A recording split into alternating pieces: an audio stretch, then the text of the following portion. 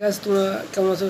এখন সবাই ভালো আছো। আজকে যে টপিকটা তোমাদের পুরো শেখাবো সেটা দেখো, রিডিং কম্প্রিহেনশন মানে আনসিন প্যাসেজ। তবে আনসিন প্যাসেজ করতে গিয়ে অনেকে ধন খেঁচো খুবই সমস্যা হয়ে যায়। করতে গিয়ে ধন চুলকিয়ে ধনের আগা মোটা করে ফেলো আর গোড়া চিকন হয়ে যায়। যাক, তোমরা যদি দেখো ভালো করে প্রথম থেকে শেষ অবধি দেখো, কখনোই স্কিপ করো না। অবশ্যই তোমরা প্রথম থেকে শেষ অবধি দেখো। ভালো শিখতে গেলে তোমার ধরতে হবে, কখনো স্কিপ করো না।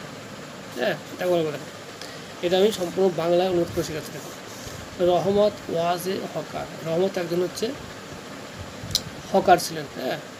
হি came to Kolkata from Afghanistan. তিনি আফগানিস্তান থেকে কলকাতা এসেছিলেন। দেখো দেখো খুব সহজ সরল ভাষায় লেখা আছে। অবশ্যই দেখো তোমরা।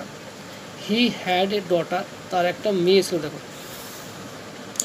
Her name was Rabeya. বুঝতে পারছো এই গল্পটা কোথার থেকে নেওয়া আছে? রবি ঠাকুরের বিখ্যাত লেখা এটা কাবুলিয়া গল্প থেকে নিয়ে আছে।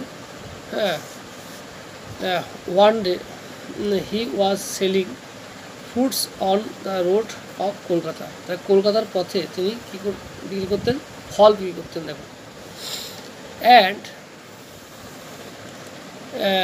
দেয়ার he made a little girl. সেখানে একটা ছোট্ট মেয়ের সাথে সাক্ষাৎ হয়েছিল। দেখো, হার নেম ওয়াজ মিনি, তার নাম ছিল হচ্ছে মিনি। হি লাভ হার ভেরি মাচ, সে তাকে খুব ভালোবাসত। বাট ওয়ান ডে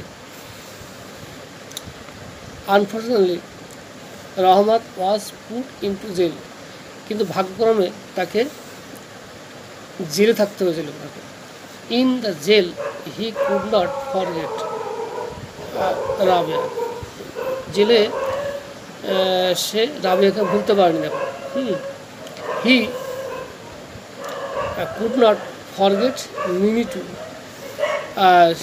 সে তার মিনিটু বলতে পারেনি। তাই ভিডিওটা ভালো লাগে লাইক শেয়ার কমেন্ট করো। কেউ খারাপ ভাবটা নেবো না, একটু খারাপ খিস্তিখারাপ হয়ে যায় অনেক সময়। আর তোমরা অবশ্যই দেখো, শেয়ার করো ভিডিওটা বেশি বেশি। আমি এখানে রাখছি।